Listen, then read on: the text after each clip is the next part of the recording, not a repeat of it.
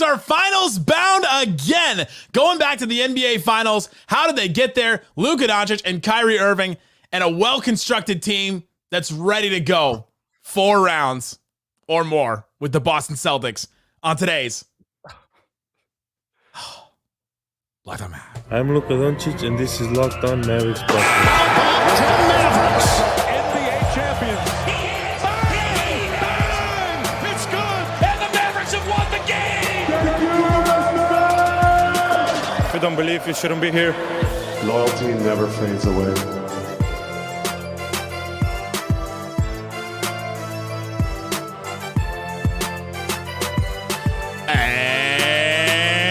Welcome. You're locked on to the Dallas Mavericks. My name is Nick Angstadt, media member and your best friend covering the Dallas Mavericks on the Locked On Podcast Network, where we let it ride. How do we let it ride? We're popping bottles, baby. Pop the bottles. Pop the bottle. Slightly's got champagne. I've got scared neighbors. The Mavs are going back to the NBA Finals. Thanks for being part of this show. Make it locked on. I got it Slightly, back, baby. I can whatever again. Slightly just drank champagne out of Anthony Edwards' shoe. Oh, we're feeling good. Oh, we're feeling so good. Feeling so good. Let it ride.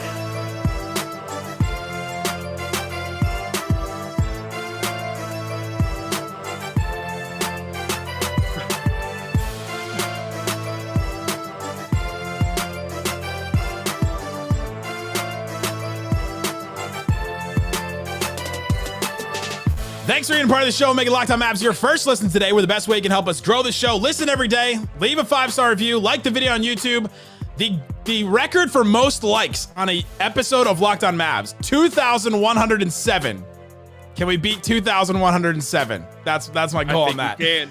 This episode is brought to you by PrizePicks, the easiest, most exciting way to play daily fantasy sports. Go to prizepicks.com/LockedOnNBA. Use the code all lowercase LockedOnNBA for a first deposit match up to $100. And joining me, as he has on every post game this season, the reason why the Mavs are going back to the NBA Finals, according to Slightly Biased Muse from the great Slightly Biased YouTube channel.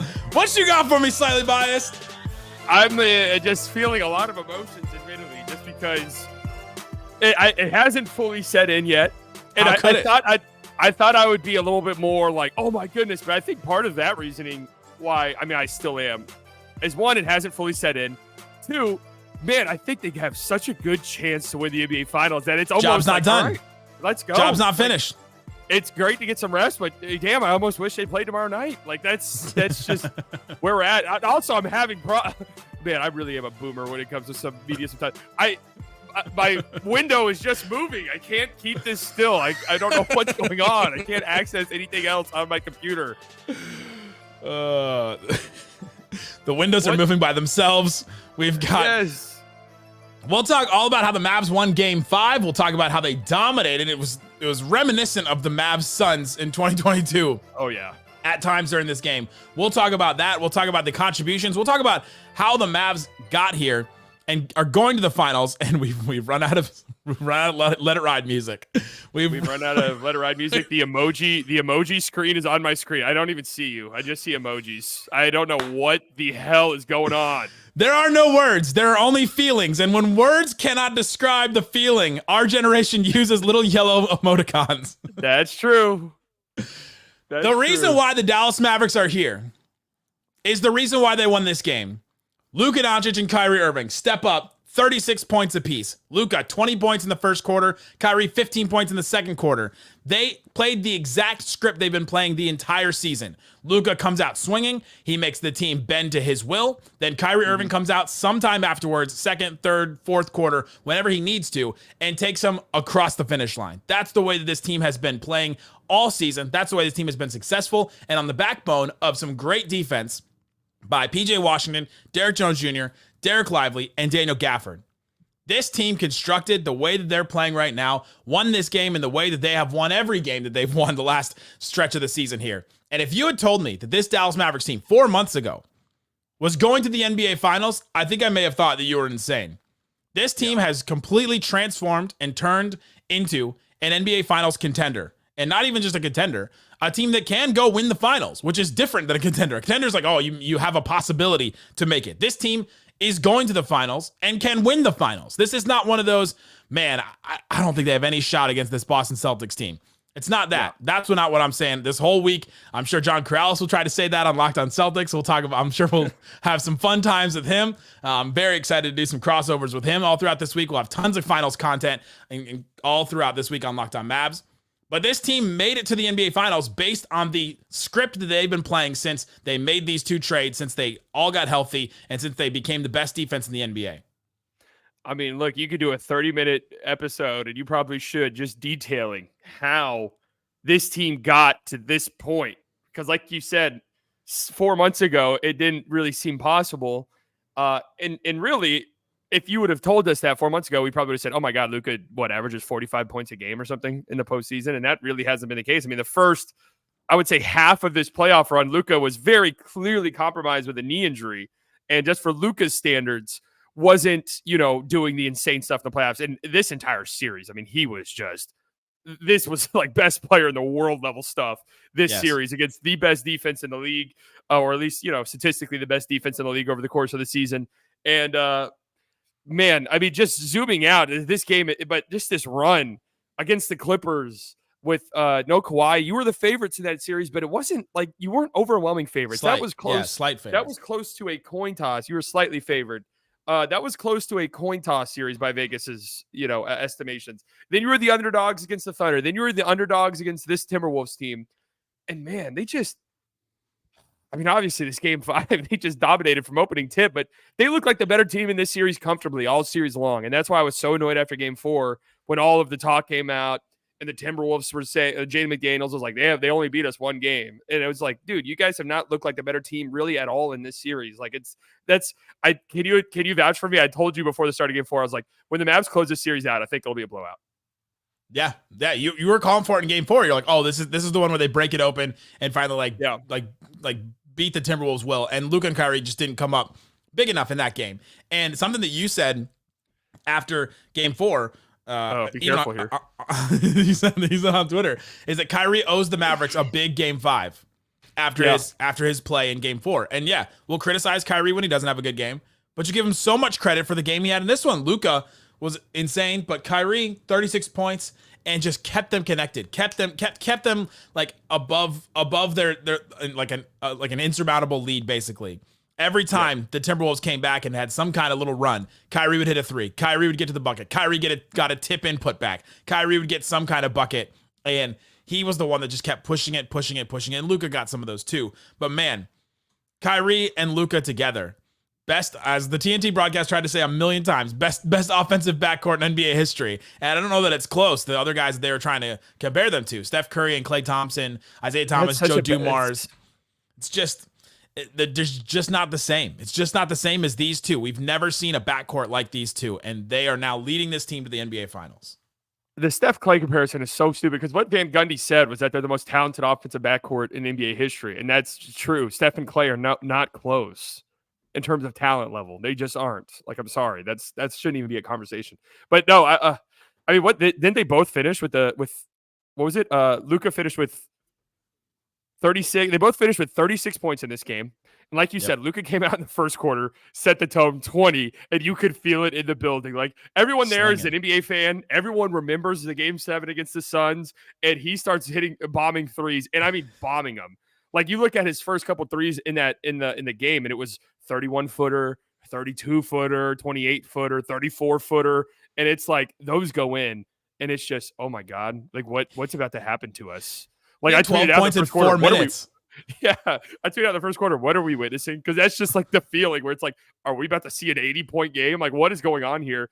And then, like you said, from that point forward, Luka set the tone. And then in the second half, the biggest scoring run for the Timberwolves was 6 points. So they're desperately trying to claw their way back into it. You leave halftime, you're down whatever it was, 28, 29 or whatever. And you're telling yourself in the locker room, let's get this to 15. Like, can we get this to 15 or so going into the fourth quarter? And anytime they hit back-to-back threes or something, like you said, it felt like it was Kyrie almost every single time, answering with a 3 or with just a tough finish. And, man, this game just for the Lukai backcourt. Like, how sweet does this have to feel for them, man? Like, for this moment to go to the NBA Finals, those two 36 points each is crazy. Man, it's remarkable. It's insane. For all the talk of this backcourt won't work together, I was reminded, somebody had retweeted an old Bill Simmons with Charles Barkley on his podcast where they were like, Charles Barkley was like, I just don't think that backcourt works. Bill Simmons like, I agree. He's like, I agree. And then I agree. And there's so many others that agreed to that sentiment, gave the Kyrie trade a D when they traded for ESPN, gave him a D when they traded for him. You know, there was talk of, can this work? And I always thought that was ridiculous. The fact that they were talking about the basketball fit of those two guys. And now they've completely turned it on its head. And now there will be teams that look at it and go, how can we get our own Luka and Kyrie backcourt, right? It happens every year. The team that goes to the finals, how can we replicate what this team has done? I don't know that you can unless you get two players as talented as these two guys. They were the two best players in the series. It's why they're moving on. And coming up, let's talk about how the Mavs moved on. Let's talk about the other contributions. Dereck Lively comes back. We'll talk about his impact, talk about so much more with this team coming up.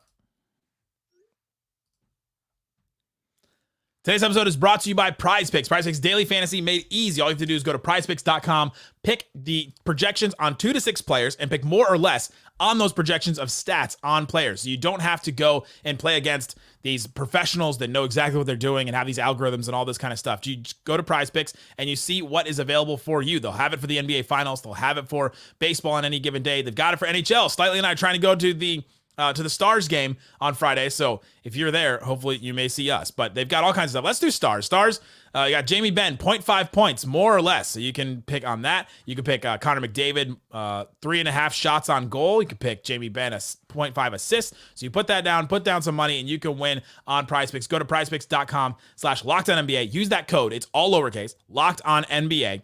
You get a first deposit match up to $100. You put down $100 into your account. They'll match it $100 if you use that code LockedOnNBA. PrizePicks.com/LockedOnNBA.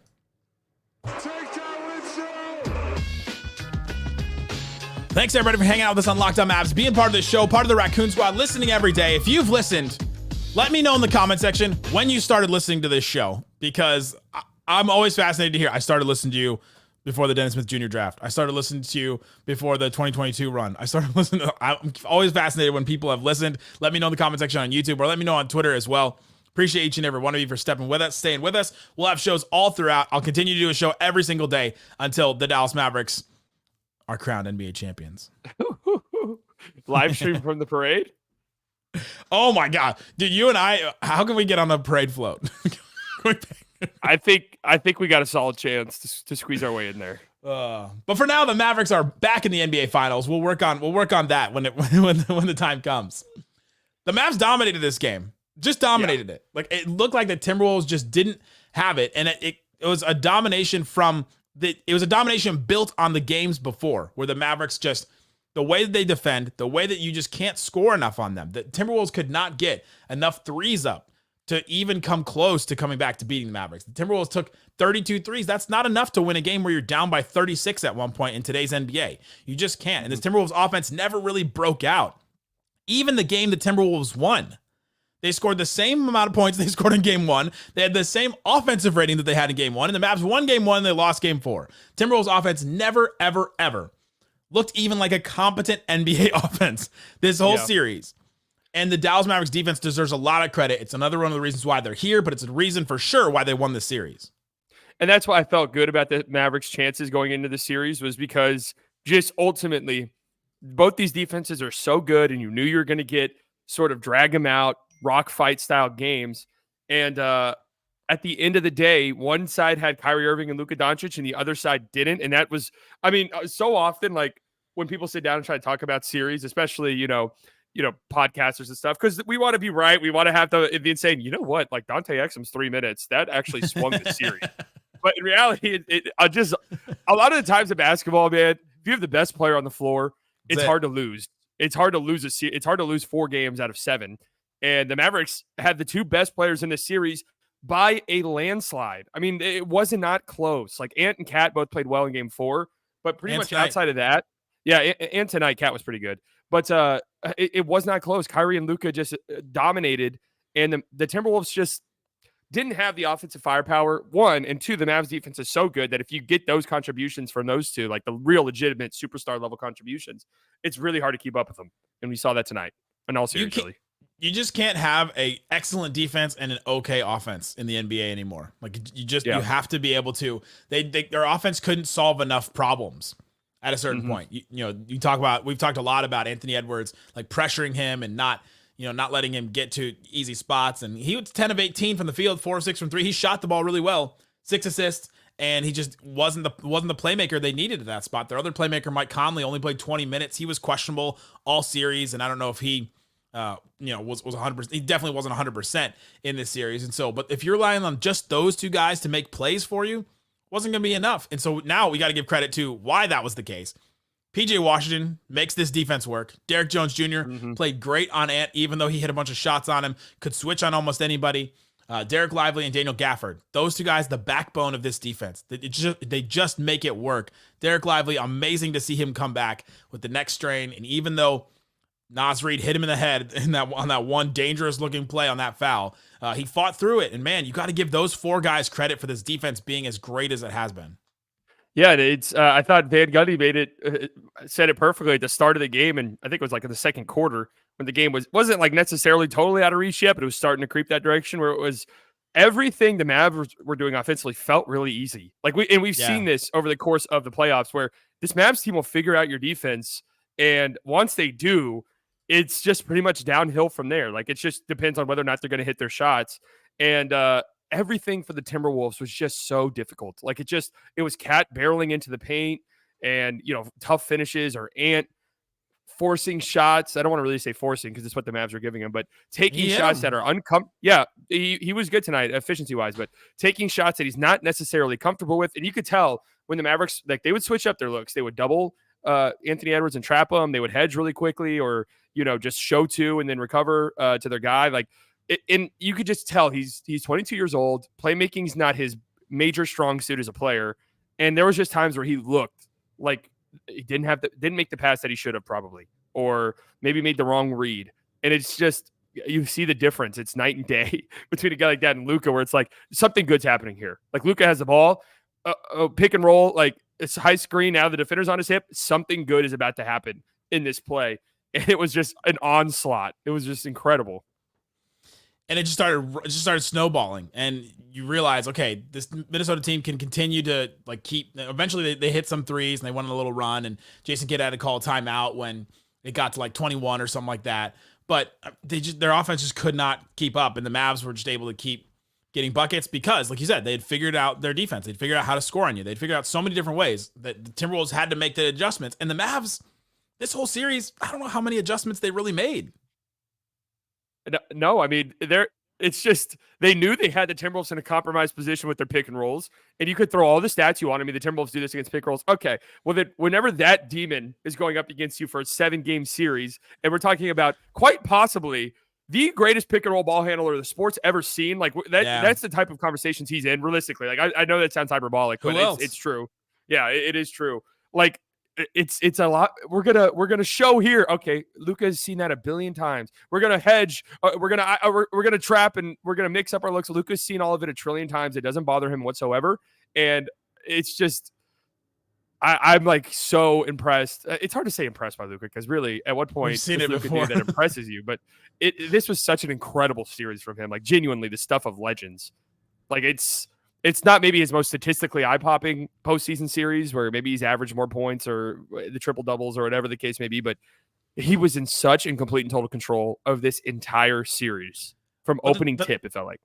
The thing about this season with Luka and this run with Luka, he doesn't have to do everything. Now, he can and he will, but he doesn't have to. He has Kyrie to pick up the slack. He has some other guys to get some lobs at the rim, to get some catch-and-shoot threes in the corner here and there. I mean, he has guys that can help him now. He doesn't have to just... I mean, the difference between this team and the 2021 team that played the Clippers to 7 games, or even the 2022 team, that team had Luka and a young emerging Brunson, and that was it. It was like an offense. It's like, all right, yeah, now you're waiting for Reggie Bullock, Maxi Kleber, Dorian Finney-Smith to hit some threes. And that was sort of their options. And now this team still doesn't even really have like their third scorer, but their third scorer comes out of these opportunistic scores where PJ Washington hits a couple of threes, gets a couple of shots here and there. Derek Jones Jr. hits a three, gets to the rim a couple times. Lively and Gafford, obviously at the rim, being just insane rim runners that I'm curious to see how Boston's going to try to defend those guys, especially if Porzingis is compromised, which isn't going to be an insane story we're going to talk about throughout this whole week. But coming up, let's talk about the other contributions. Who else made a big contribution in this game to get the Mavericks back to the NBA Finals? Back to the NBA Finals. Jeez. Shut it down! Let's go home! How was that All right, Dereck Slightly. Lively lob? All right, Slightly, we're talking about the Mavs. Game 5 against the Timberwolves. They get the win, 124-103. They hold the Timberwolves to like 105, 103, like every single game, this Mavs defense. They're just operating on a different level. PJ Washington, Derek Jones Jr., the two centers, so much credit to them. I want to talk about Lively again a little bit because he plays about 25 minutes, gets 3 dunks at the rim, basically, hits all of them, gets to the free throw line a couple times, 8 rebounds, 3 assists out of the short roll, gets 3 blocks in this game too. I mean, to come back from that neck strain that looked really, really bad, to come and play so well in this game, to fight through the Naz Reid foul that we talked about, just absolutely insane stuff. And I said this before the game. Can we take a second and realize that we were all holding our breaths? Every Mavs fan, every Mavs staffer, probably everybody that covers this Mavericks team was holding their breath to see if a 20-year-old rookie center was going to be available for game 5 of a potential closeout game in the Western Conference Finals, because he had been so invaluable to this team and so good in his role and so perfect in this spot, and maybe the Mavs' third most important player in this series, that we were all waiting to see if he would come back to see, all right, does this Mavs team, do they have their full complement of players? Is he going to be available? Because if he didn't, then we'd feel worse about their chances to win the game. That is absolutely insane to see from a 20-year-old rookie in Dereck Lively, who, when he got drafted, I had the conversation, and Isaac and I both were talking, do we think he's going to play in the G League at some point this season? We didn't know at this point. And to see where he's come from, to see where he, starts the year, starts with the Mavericks, changes up, what they could do defensively, to then losing his starting spot to Daniel Gafford because of that trade, to him just not giving up at all, to him dealing with personal tragedy, to him dealing with all this stuff, all these freak injuries. He talked about today that the neck strain wasn't the most painful injury. The hit to the face and the nose where he broke it in 3 places, that was the one that was the most painful. But he's dealt with all these injuries and things. For him to be this important and for us to all just be holding our breath to see if he would be available is an incredible thing for a rookie center. And we're watching something really special right now. Yeah, I mean, it's funny that going back to the pre-draft process, I remember there was so much debate and argument about, well, maybe we should trade the pick because historically, if you look at this, and this, like rookies don't contribute in playoffs and they don't, like championship teams usually don't have rookies. And for the most part, that's true. Go back and think about any recent NBA Finals team. Almost none of them have a rookie who's contributing at the level that Dereck Lively is contributing at. And it's just a testament to how good he is, obviously, but also how much of a quick learner he is, how comfortable he is, how confident he is, how confident Luka and Kyrie are in him to catch lobs and be comfortable in the short roll. Because there was that clip going around in Game 4 where Dwight Powell, God bless him, now an NBA Finals participant, was going up for it's a Dwight Powell revenge series, by the way. Is that an interesting storyline? Yeah, where's Rondo? Is he? Yeah, let's bring him back. Powell was in the Rondo trade, by the way. Yeah, it was a Dwight Powell trade. What it ultimately ended up being. But sorry, he's the one in the NBA Finals now. Yeah, we saw there was a clip where Powell missed a layup or whatever, and Luka looked at the bench immediately and was almost like, "Come on, come on now. We've been down this road. Come on, God bless Dwight Powell." But that there was a clip going around of that, and God did bless Dwight Powell. He did bless him. I mean, he's a multi-millionaire playing a kid's game. It's an awesome experience. But I would trade spots with him in a minute. Why does playing a kid's game just make it sound so much more demeaning? It really does. And that's not. You can say that about Luka, and we wouldn't say it the same way. True. I'm having quite the run here on this show with saying things that come out incredibly wrong. But now it's in a win going to the NBA Finals. Yeah, but sorry, I'm stringing along here. I'm trying to finish my point. But Luka demands so much out of his bigs, and yet he's so confident and lively. Like I just, it never feels like he gets mad at him, and he'll coach him up and stuff. But he has the ultimate trust in him, and it's insane how good he is in the short roll. It doesn't make sense that he's that good. No. It doesn't make sense that he's that good of a decision maker as a 20-year-old rookie in the short roll. It should not be the case.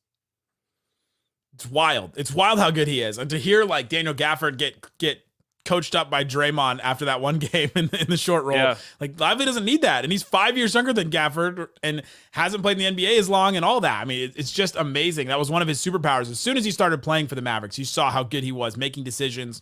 Everybody has noted it now all throughout the playoffs, but he's getting a lot of credit for it, and he should get credit for it. And guys, this is the worst he's ever going to be. Yeah, that's the crazy thing. There's a world where he becomes a stretch big. Like his shot doesn't look that bad. Like there's a world where he at least attempts maybe half a three a game or maybe a little bit more. A couple, yeah, two. Give him 2 quarter threes a game. That would be kind of, 2 would be not now, but we'll see what happens. Yeah, that's their big adjustment in the finals.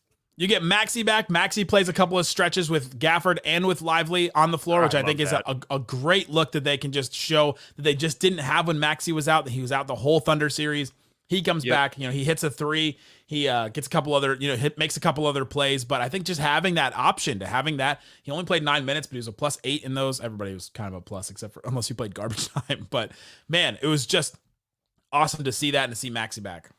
And then especially too, we know that the Timberwolves can run that 4-5 pick and roll with Gobert and Cat. And if it's Maxey switching with Lively, you're not getting a single advantage there. And anytime like they would bring Lively or Maxey to the screen, it was funny because it's like Maxey last game was his first game. It's almost like the Timberwolves didn't know who Maxey Kleber was because he'd get like they'd hunt him and they'd want him to switch on screens and then he'd be there and they just couldn't do anything against him because he is that good defensively on the perimeter and he's going to be very big in the Celtics series. I mean, very, very big. So this extended, little 6 days off pretty much between now and the next game will be big for Maxey and his shoulder. So that's why winning a game like this is very important. Huge. Josh Green, I thought made a big impact in this game. Played 18 minutes. He only hit 1 shot, but he had a couple of steals, had an assist. He just made some big plays, played some good defense on Ant too. Like made an impact. And you need a couple of guys to come in and play a couple of minutes. And if like Tim Hardaway Jr. is not even going to sniff the floor at all, like he's the 3rd highest paid player, he's the 3rd leading scorer. Like if he's not going to do that, you need a Josh Green and a Hardy and somebody else to come in and step up. And Josh Green was one of those that did. Yeah, Josh Green, his first couple times in the playoffs, you could just tell was a guy who was not ready for the moment. Just wasn't. A young player. They can respond in a lot of different ways when the playoffs come around. And Josh Green was just not ready. And he didn't play at all his first year, second year. What was it? He got blocked by Gobert, and that was pretty much that. Like, it was the one where he dribbled in a circle right in front of Gobert. I'll never forget that moment where you're like, he's just not ready for this moment right now. Yep, that was pretty much the end of the postseason for him in that moment. But I wonder if now it's like, okay, maybe in that time, Josh Green, we were hoping that you'd be a little bit more because we needed more. We were hoping that maybe you'd be the guy who stepped up and really kind of, had a great postseason run. But now with PJ, with Hardy coming off the bench and doing things, with Derrick Jones Jr. playing great, now Josh Green's like the 8th or 9th guy, and that's just who he is, and he knows that. And it's just make hustle plays, shoot threes when you're open, attack a closeout maybe. And yeah, his energy's been incredible in this postseason. It's been really good. I don't know what his numbers are, but it feels good when I watch him. It's been needed, and his numbers probably aren't big, but every bucket that he gets, every assist, every steal is like a big thing because every single possession matters in these games like this. Man, it's just great to see that. Jaden Hardy, another game where he plays, hits a couple of buckets, gets 7 points, hits a 3. Like it's just unfazed, not fearful in any way of the moment, in any way. Just love to see that. The confidence of him going into an NBA Finals. That's wild to see the contribution he's made. I want to. It's gonna sound so stupid to say any shot in this game was a big shot considering the score. But there was a moment, I think it was maybe in the 3rd quarter, I'm trying to find it really quickly, where Hardy hit a 3. And it was, the Timberwolves made, they got an and one from Naz Reid. They hit a little floater from Anthony Edwards. Like, it was like a decently I mean, not a huge run, but like, they were kind of creeping back, and we were getting close to the end of the third quarter, and it was a 23-point game. And I don't know, maybe a quick little 2-minute burst from the Timberwolves. It's 15-14 going into the fourth quarter, and it's like, oh, this is a little more uncomfortable than I was hoping. But Hardy just nails this big three, and Hardy's just like, yeah, it's whatever. The NBA Finals, like, I'm ready for it. I don't really care. It's cool. I'll hit the shot. Unfazed. I mean, that it has to be the coaching from Kyrie that he's gotten. Just if I want to be like Kyrie, I've got to I can't not step up to the moment, right? I mean, confidence was never the problem with Hardy. But you need guys like that, though. That's just the reality. You absolutely do. The Mavs are going to the NBA Finals. Does it? Woo! I'm going to cover the NBA Finals. I got approved for my credentials a couple days ago. Congrats, and I was waiting to say anything because I was like, what if they don't? Like, what if they don't? You always have that thing in the back of your head. That's what I was saying after game 4. It's like, it always creeps into the back of your mind, especially when a team's 3-0. We see it anytime a team goes up 3-0 and they lose the fourth game. Everyone goes, well, hold on now. If they get game 5, it becomes and it's just, there's a reason it's never happened. And that's what I told you guys in that episode, on top of a lot of other things. I told you guys, it's all right, man. Luka and Kyrie are not losing 4 straight games to anybody. Man, Jason Kidd is leading a team to the NBA Finals as the head coach. Now, here's the thing. And I don't feel shaky about him going to the NBA Finals. He's going against Joe Mazzulla. Jason Kidd could be the best coach in the series, and that may not even be a question. Kidd is absolutely stamped now. Like, there's no. I don't want to do this thing where we go on a 3-game losing streak next year, and we're like, yeah, Kidd's got to go. Kidd's out the door. Did we do that? Is that something that we did? We did that this year, but guess what? I don't apologize for that at all. And here's why. Last year sucked, and it looked like we were trending in a wrong direction again. So, of course, we had PTSD, and I don't apologize. I will say I was wrong, but I will not apologize for that. Yes. That's what I thought in the moment. Was wrong. I don't apologize, though. Man. It is crazy. What was your reaction like when you realized, okay, they're going to the finals? Look, I knew, I was just scared to say it throughout most of the game, but I knew immediately. Like when Luka's going like that, very rarely does it feel like Luka's going like that in the first quarter and then he's done. Like it almost never happens. He's talking trash immediately, and I'm like, oh.